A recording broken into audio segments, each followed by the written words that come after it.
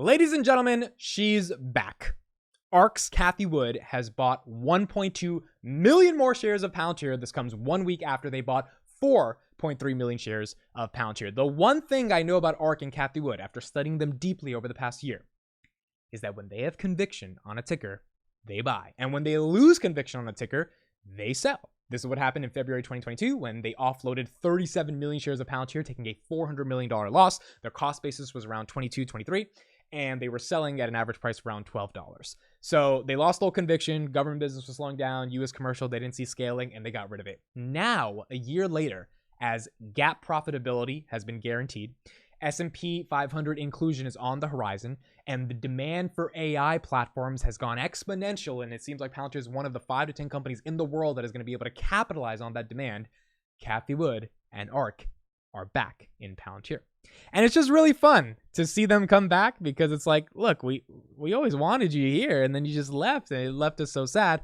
But now she's back. Cathie Wood purchases 1,263,126 shares of Palantir.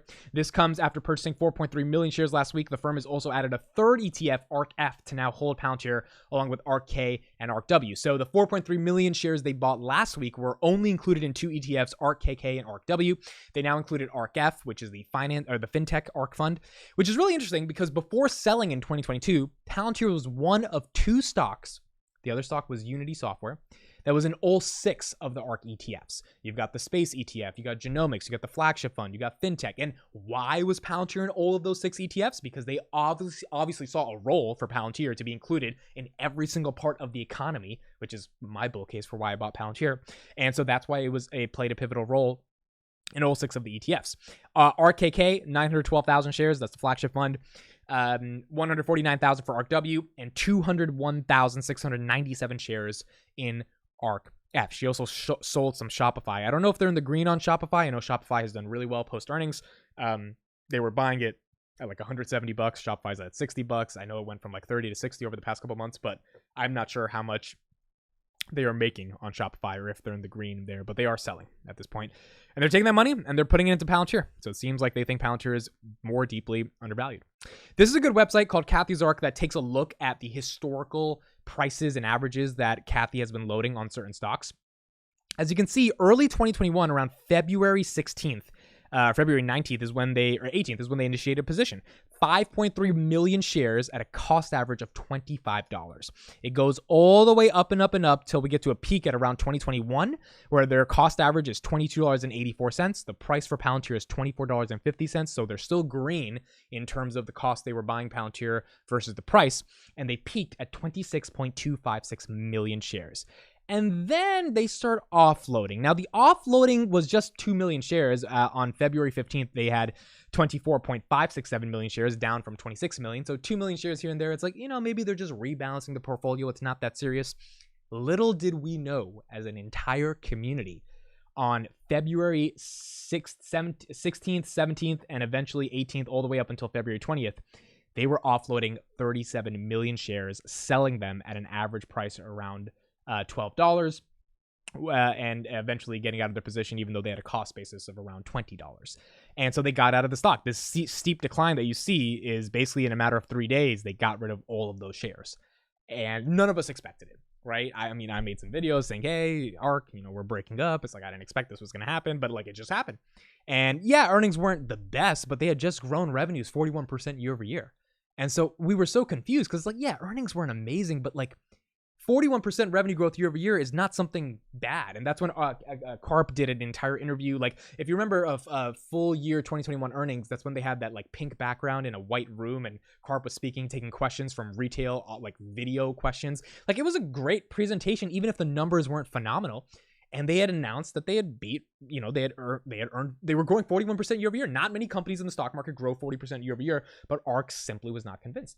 As you can see, they started buying back 2023, May 10th, and they started buying some shares at around those $9.50, $9.40 prices. Maybe today she got it in the high 9s, low 10s. So you can imagine her average is around high 9s, maybe low 10s, and she sold at 12. So technically she bought back in at a better price, but Palantir did get to $5.84. And you would imagine if they had just realized what they realize now, loaded up at 584, they would already have doubled or close to doubled their entire position. But I guess at that time, Palantir was still a mystery because it wasn't gap profitable or whatever reason they needed to not buy Palantir.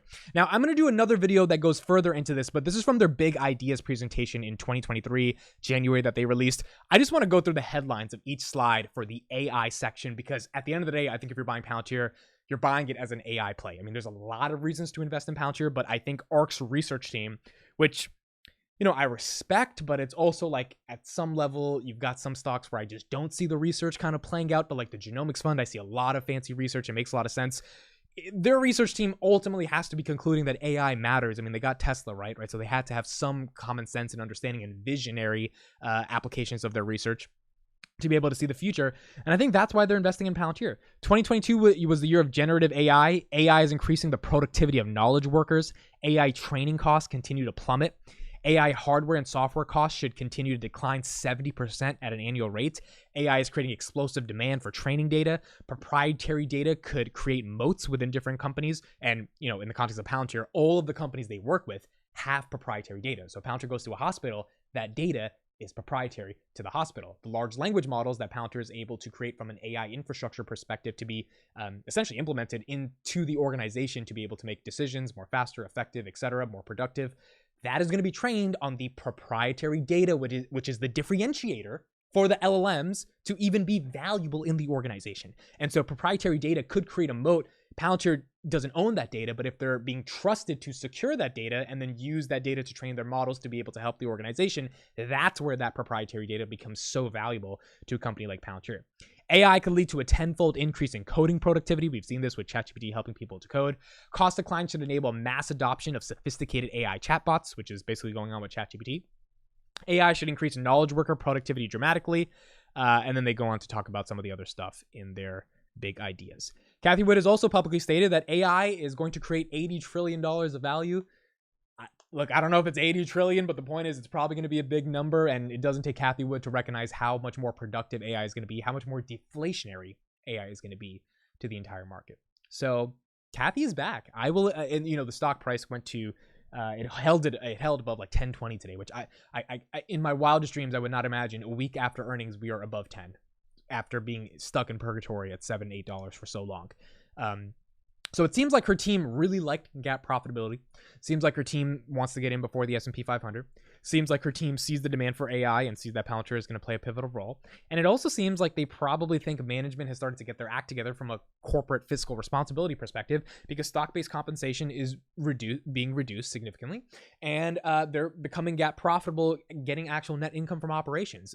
You know, in 2021, you could throw profitability 20 years into the future and get a $50 billion valuation because interest rates were zero. And so the market was like, all right, as long as you're going to get profitable eventually, just keep growing at all costs. Everything has changed. Now that interest rates are above 5% and the market cannot expect you to be able to grow at those insane rates because the cost of borrowing capital is just more because of the Fed funds rate, the market says, hey, you got to get profitable. You got to get profitable now. You got to show us you can actually maintain your business, which is why FANG stocks have taken off over the beginning of 2023, because those are real cash flow positive companies that produce profits, even if they're not as disruptive or innovative as some of the smaller companies, which I would argue, you know, Meta, Google, Amazon, these are very disruptive companies. Microsoft, they're doing a lot of disruptive things. So in that context, ARK funds have gone down because the DraftKings of the world, the Rokus of the world, the Zooms of the world, either they produce no profit or they produce very little profit. And the growth story is over, at least until the Fed cuts interest rates back dramatically, which probably won't happen for the next 2 years, versus some of the other big tech companies. Palantir says, look, we're going to get gap profitable and we're going to reduce our stock-based compensation and we're going to be able to grow as strongly as we can. I think 18% revenue growth is sandbagging, given the type of demand Alex Karp was talking about in the context of their AIP platform.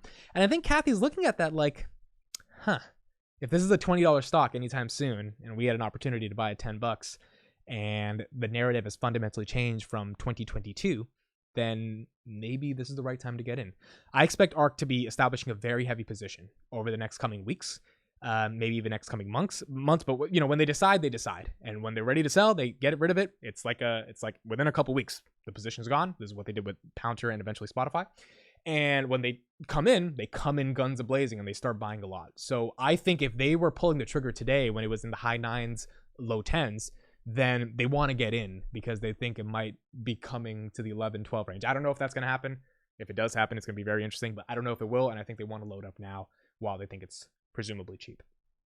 Let's see what happens. If the Fed pauses, growth stocks theoretically should do well, and who knows, if the Fed cuts this year, growth stocks may do really well. So I think Cathie's ready to come back. She's ready to establish a position in Palantir, and it's going to be fun seeing her get back into the stock. Going to be a lot of exposure for Palantir, and if Palantir is one of those 6 companies, one of the only stocks in all 6 of those ARK ETFs, it means they think that Palantir is an AI play that can affect every industry in the world, which is the reason I'm betting on Palantir.